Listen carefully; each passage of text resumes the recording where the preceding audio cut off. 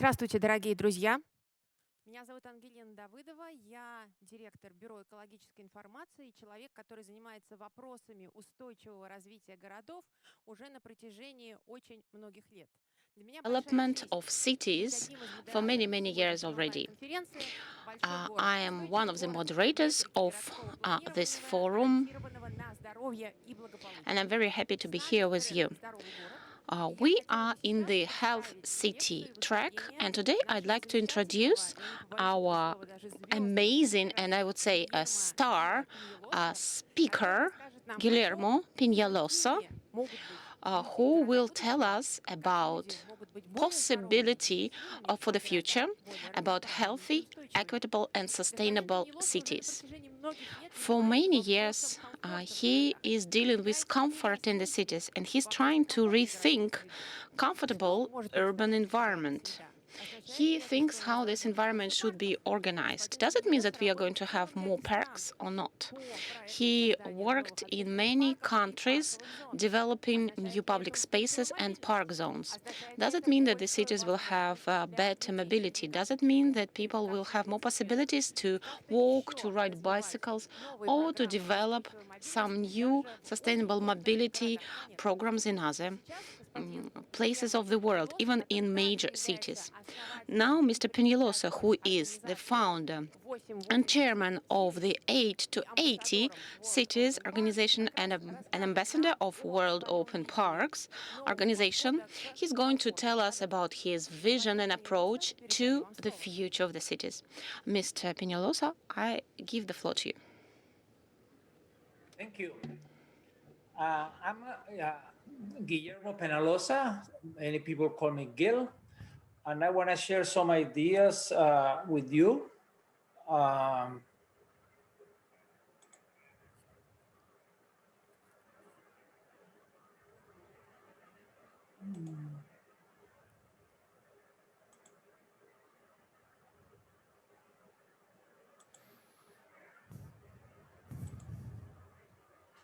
Okay, you see the presentation? Да, мы видим вашу презентацию. Okay, thank you. So this afternoon, we are going to be talking about cities. How do you want cities in Russia to become? It doesn't matter if the city has 2,000 people or 500,000 or 5 million. The issues are very similar. It's about public health. It's about mobility. It's about economic development. So the issues are very similar. Maybe the solutions are different. And when we were thinking how to deal with climate change, and we see the symptoms everywhere. All of a sudden, COVID arrived. And when COVID-19 arrived, some people say that all changed. I think that more than all change, the perception changed, the perception. All of a sudden, it's like having magnifying glasses. We have some magnifying glasses that help us see problems that we were having from before COVID. For example, issues of equity. All of a sudden, we see people that are homeless and are sleeping on the streets when 80–90% of the hotel rooms are empty. But also we saw some good things with fewer cars. All of a sudden, the quality of the air was so much better. So we need to think if we want to go back to that or if we want a new future that is so exciting. So the post-COVID, we need to focus on health and equity and sustainability. And we need to ask ourselves, how do we want to live and develop a shared vision? So we need to start thinking the post-COVID-19, what kind of cities are we going to have? We got a wonderful opportunity. We need to mentally today jump over COVID-19 and because we're gonna need to change the way of doing things. But the goal is how are we gonna have cities that are more equitable and sustainable? And how are we gonna have people that are gonna live healthier and happier? So I want to take you quickly in these 30 minutes through 8 messages. The first one is not about money. It's about having a shared vision and action.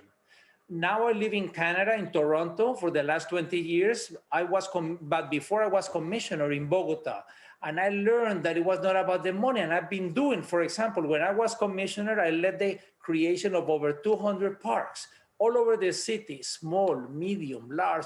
This was one of them, over 100 hectares. And for many years, no one had done anything. There were not even sidewalks, nothing. And in one term, in 4 years, we turned it into the nicest park for active, for passive, for contemplative recreation. And it's a park where it's good for people of all ages, for children, for adults, for old adults, for elderly people, and for the rich, for the poor. It becomes kind of like a meeting place. And that's one of the things that why parks are so incredible and are so important. Something else that we did is I found a small program with a few kilometers and a few thousand people called Ciclovia, and we turned it into the world's largest pop-up park.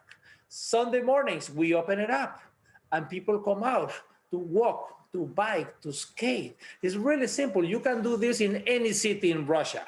Open streets to people, close them to cars, and the magic happens. You can do it in Russia in any city because you have winter, then you can do it from April to September or October.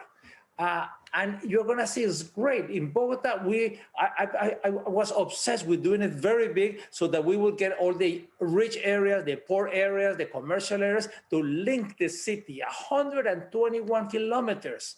And some people walk and some people bike and some people do all kinds of activities. The common denominator is physical activity. And we get young and old and rich and poor. 1 out of 4 people come out every Sunday. Some streets, it's not all the streets in the city, it's a network of streets that will connect, but everything is interconnected because it helps us to change our mind. All of a sudden, we realize that the streets are public space. They belong to all, and the streets can have different use according to the time of the day of the week of the year. We can have different uses. And this works in cities of 50,000 people. This works in cities of 1 million. This works in cities of 20 million people. This can work in any city, anywhere. It's about social integration. Everybody connecting with each other. And that is something that is very, very important in cities, whether it's in New Delhi, in India, or whether it's in Paris or in any city in Russia. We meet each other as equals. The owners and the presidents of the large corporations and their families, they meet with their minimum wage worker and their families as equals. And that is powerful in building community. Now more than 300 cities are doing it. Why am I talking about Bogota when obviously it's not the ideal city? It's to show that it's not about money because it's a city that is more poor than many cities in Russia. Second message is let's create 880 cities. Now in Canada, I'm the founder and chair of 880 cities and also ambassador of World Urban Parks. And you can tweet there. And I've been lucky to have worked in over 350 different cities all over the world, big ones, small ones. I've worked in quite a few in Russia, in Kazan, in Moscow, in St. Petersburg, in Norilsk, etc.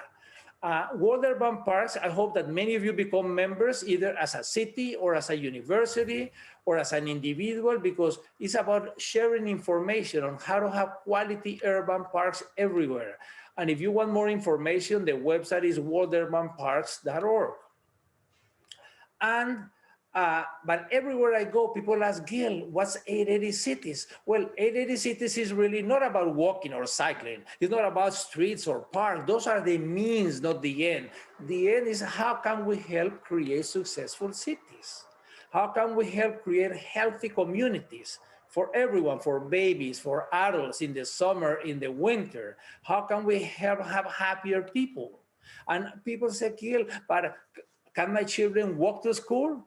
Can my grandparents ride their bike to get eggs or milk? Look, 3 simple steps. Step number 1, we call it the rule of common sense. But unfortunately, common sense seems to be the least common of the senses. Step number 1, think of a child that you love, someone around 8 years old, your children, your nephews, your grandchildren. And once you have the child in mind, then go to the second step. Think of an 80-year-old that you love, your parents, your grandparents, your brothers, your sisters. And once you have the 80-year-old in mind, then you have the child and the older adult, then think, would you send them across that intersection? Would you send them on a bicycle to the park? Would you send them walking to take public transit? Would they feel safe? If you would, it's because it's safe enough. If you would not, it's because it's not. What if everything that you did in Moscow or in any city in Russia, the sidewalk, the crosswalk, the park, the library, the stores, the buildings, the homes, everything had to be great for an 8 and an 80? Not 8 and 80. It's 8 and 80. It's not 8 to 80. It's just an indicator. Because if it's good for the 8 and it's good for the 80, it's going to be good for everybody, from 0 to over 100. We need to stop building cities as if everybody was 30-year-old and athletic, and create cities for everyone, great cities for all. That is the concept of 880 cities. Simple, but powerful. Third, let's move on sustainable mobility. Sustainable mobility is about walking, riding bicycles, using public transit, new uses of cars. By the way, walking and biking is not a joke. This could be any city in Russia. Walking and cycling is not a frivolity. This little girl tells you it's not a frivolity. Walking and cycling is the only individual mode of mobility for most people. Walking and cycling is the only individual mode of mobility for all children and youth. You might be the son or the daughter of the wealthiest person in Russia. If you are under 16, your only individual mode of mobility is to walk or to bike. So being safe and enjoyable, it should be almost like a human right. Unless you think that only the people that have the money and the age and the desire to have a car have a right to individual mobility. That's why this also has to do with democracy and human rights and equality and sustainability, because everything is really linked to everything. It's about how do we want to live. And walking. Walking is so important because every single trip begins and ends by walking. We walk to the car, we walk to the bicycle, we walk to public transit, or we walk to places. That's how we were created. Just like the birds fly, people, we walk. We walk. We walk in the winter, even in the middle of the storms. We walk and we buy things and we go have coffee, and we, parents and children, walk, and older adults walk, and everybody walks. We walk in the summertime, we walk in the winter. But we need to make it safe. And it is not safe.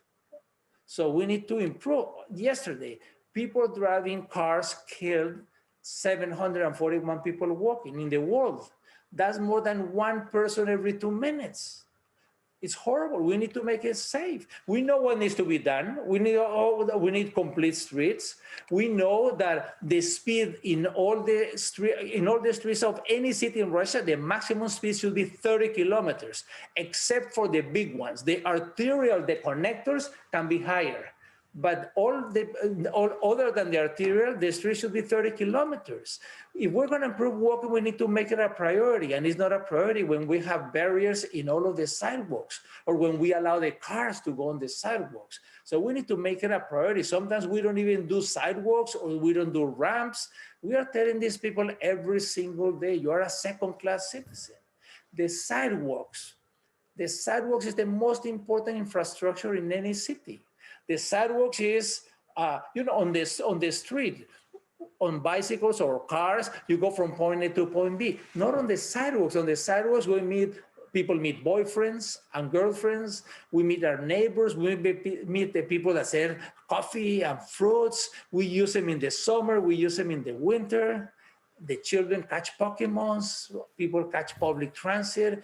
The sidewalk is the life of the cities where we develop a sense of belonging to any city. So we should really worry about having fantastic sidewalks in every city, because the sidewalks, they remind us that walking is much more than walking. In Buenos Aires, you see people dancing tango on the sidewalks. But of course, sustainable mobility is not only walking, it's also riding bicycles, using public transit, new uses of cars. For example, riding bicycles. Any city in Russia could be as good as Copenhagen. In Copenhagen, why do people ride bicycles? Because it's safe. It's connected, it's inexpensive. Copenhagen is cold in the winter, it's hot in the summer, it rains all year round. But nevertheless, people ride bicycles. But there has to be safe for people walking, separate from people riding bicycles, separate from people in cars. This could be any city in Russia. And in Copenhagen, it rains all the time, but they say there's no such thing as bad weather. It's bad clothing. So they put on the proper clothing, and people of all ages, they go to places because it's fast, it's inexpensive. 41 out of 100 trips are done on bicycles, 41. And they're not happy with 41, they wanna go to 50%. And men don't need shirts in the summer, women don't need special shoes, and they have counters. If we don't count, then this is how people move in Copenhagen. People walk, some people use cars, many people use public transit, and many, many more use bicycles. There is connectivity. Nothing as important as connectivity. So inside the neighborhood, low speed, less than 30 kilometers. But all the arterials need to have bikeways in order to connect. And even cities that are very cold, like Helsinki. I took this photo at minus 30 degrees. And people were going shopping, people were going to school, people were going places on their bicycles. When I've been working in Alaska, we get on those bicycles and we go on. So, I mean, if we're gonna improve bikeability, we need to think. If it's not safe for an 8 or an 80-year-old, it's nothing. Don't even call it a bikeway. When you decide, when you build facilities for walking on cycling, always think of children, not of the professional cyclists, think of the children. Think of the elderly, think of people with disabilities, think of people that come from places where cycling is not a culture. Think of the older people on their tricycles. We need to make it safe for everybody. We must have to promote cycling, lower speed in the neighborhoods, but also a network. We need to have connectivity. So the maximum 30 kilometers in all the streets except the big ones. And in the big ones, we need a network. AAA bikeways. What's AAA? It's for all ages and abilities.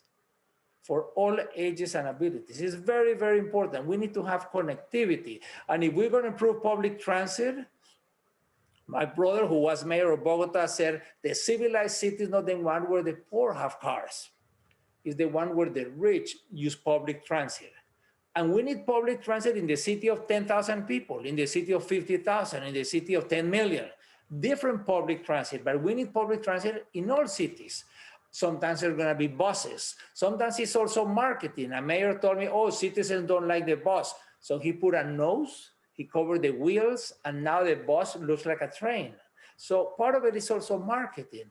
We need, for public transit to work, we need to have fast. It has to be speed, connectivity, and frequency. Without this, it will not work. And of course, some people say, oh, we don't have space for public transit. Well, do the mobility math. Do you want one of these or 140 of those? Do we want one of these or 145 of those? That is the mobility math. We know that public transit moves a lot more people, is better for the environment. I mean, rapid transit is not, doesn't depend if the wheels are rubber or metal. We have rapid transit if it has dedicated lanes, as well as if you have prepaid fares, is easy and fast to get in and out, and the traffic signals have priority. And all of a sudden, we see how public transit with buses works very, very well in many places, in the summer, in the winter, all the time. And we see that walking, riding bicycles, and transit takes up a lot less space than the private cars. 4, we gotta have parks for all people. What are great parks? They're great if people visit, they stay, and then they come back. It's not if they win awards. I think the biggest problem of parks is management, because cities think management is the same as maintenance. Maintenance is picking up garbage. No, maintenance is maybe 20%. Management is about, of course, includes maintenance, but it's also about having grandparents and grandchildren doing bread. It's about uses and activities, having people walking and cycling and playing chess and having lunch.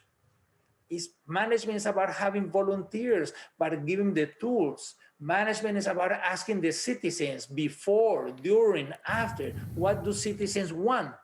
It's about having human and financial resources. It's about equitable access.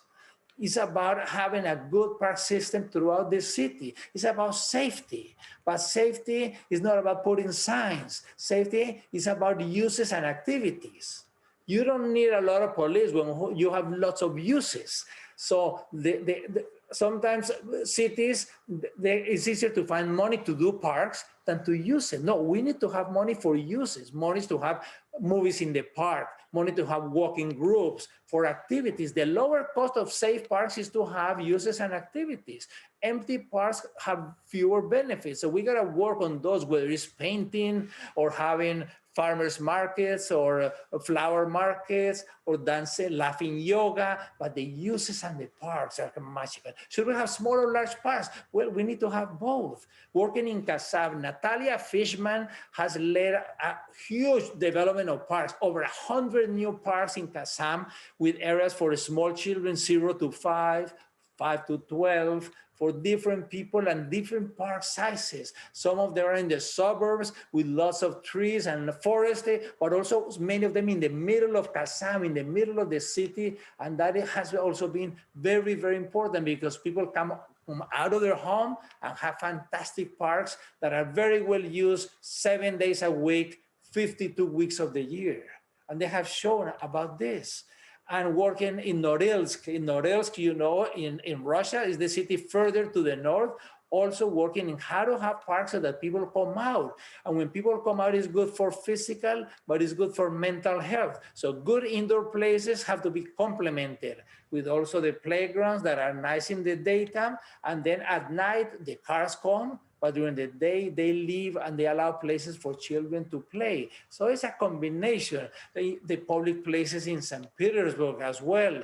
And of course, in Moscow, you have some magnificent parks of all sizes. Parks for passive recreation, for active recreation, for contemplative. We need to have a combination, active, passive, contemplative, for people of all ages. And I think that's some of the reasons why places like Gorky Park work so well, because of the uses and the activities. So everybody can learn from everybody, and this is exciting. And you see how Gorky is also great in the wintertime.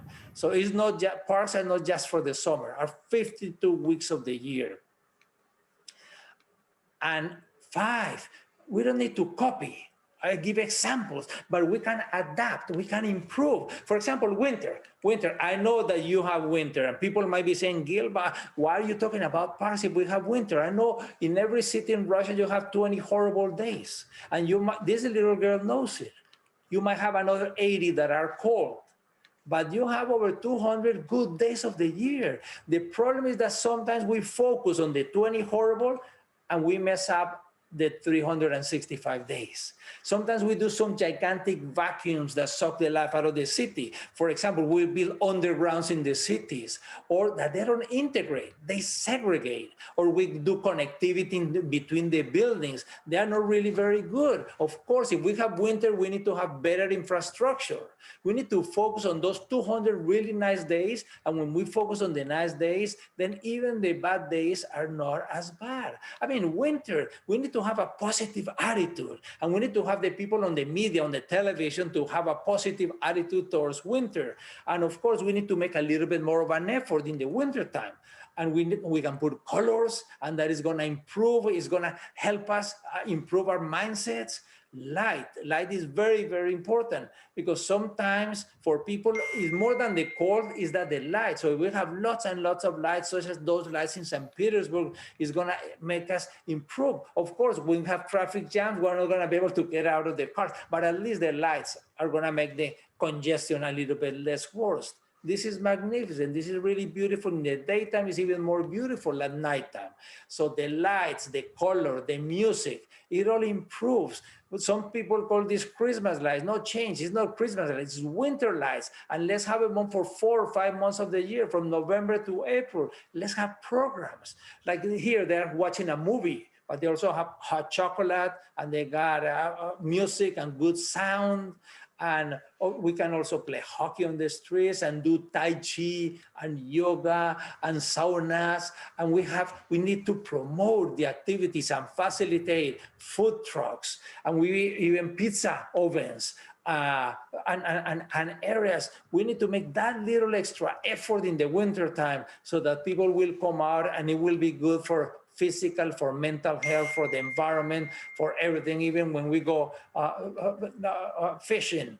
And we gotta look at this river in Winnipeg, where we got warming huts and all kinds of activities, which is something quite nice. But look at the color, the use of the color, and also at the use of the bicycles. 6, all of this about the benefits. It's not about the streets, it's not about mobility, it's not about parks. It's about healthier and happier people. It's about equitable and sustainable cities. So all these things that we are talking about today, they're going to improve in every city in Russia: the culture, the education, recreation, the environment, transportation, У health. нас остается 3 минуты. We have only 3 minutes, unfortunately, for your speech. 6 minutes. By my clock, we got to think of healthier lifestyles. For example, we need to have physical activity, and we're physically active is going to be good for mental health, for heart disease. Children, they got to do 60 minutes a day. Adults, 30 minutes a day, 5 or more days. 2, we need more plant-based. But then let's have farmers market, let's have urban gardening in the winter, indoors, in the summer, outdoors. We need to sleep well 7 to 8 hours a day. We need to have contact with nature and practice mindfulness. We need to socialize. This is not socializing with everybody on telephones. So these are 5 actions. There is no magic pill for healthy lifestyles. Physical activity is important. The only way Russian cities are going to be physically active is if we walk or bike as a normal part of everyday life. 7, let's focus on the vulnerable citizens. Who are the vulnerable citizens? The children and the elderly, but also everybody that is poor, people with disabilities, people with racial minorities, people with ethnic minorities, people that are women. We should focus in the forum on the people with disabilities. And let me, since they told me that I'm running out of time, I'm just gonna skip this through the last session. The last session is we must change. We must change if we want people healthier and happier and equitable and sustainable cities. We must plan cities radically different. We must manage cities radically different. We must change. Why don't we change? Because change is hard. Doing more of the same is easier. But I want to tell you 3 recommendations on change. 1, change is not unanimous. 2, the general interest must prevail over the particular interest. And 3, the cost of doing nothing is not nothing. So we need to change. These are not technical issues. These are not financial issues. This is about policy, not about political parties. It's about policy. Everybody with a big P, everybody has to participate. We need to be bold and develop alliances with the schools and the faith groups and the libraries, alliances between the public sector and private and non-profit. We need to have a sense of urgency, and COVID, of course, is a change of urgency. We saw how the crisis came and there was an opportunity. We see with fewer cars, people started doing networks of protected bikeways all over the world. Things that would have taken years, all of a sudden took only weeks. We saw we needed more space, so people took streets, created them for people.